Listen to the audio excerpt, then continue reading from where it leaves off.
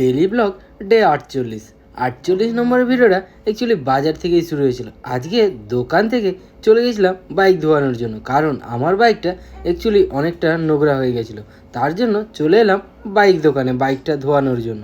Bike দোকানটা কিছুটা এমন ছিল, বাইক ধোয়াতে যেহেতু দেরি হচ্ছে সেহেতু দেরি না করে চলে এলাম টিফিন করার জন্য, কারণ তখন সময় প্রায় 11টা।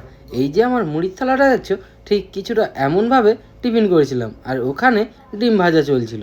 এই দিয়ে আজকে টিফিন করি। এরপরেই চলে এলাম চুল কাটার জন্য, কারণ চুলটা অনেকটা বড় হয়ে গেছিল। চলো চুল কাটার পরে চলে এলাম বাড়িতে, এসে বসে পড়লাম ভাতের থালা। দেখি আজকে বাড়িতে চিকেন হয়েছে, তাও আবার বড় সাইজের। এই দিয়েই আজকের খাবারটা। তখন সময় প্রায় বিকেল 5:30। চলে এলাম দোকান খোলার জন্য। সত্যি কথা বলছি, কিছুদিন ধরে বেশ কয়েকদিন আমার মাই দোকান খুলেছে বিকেলবেলায়।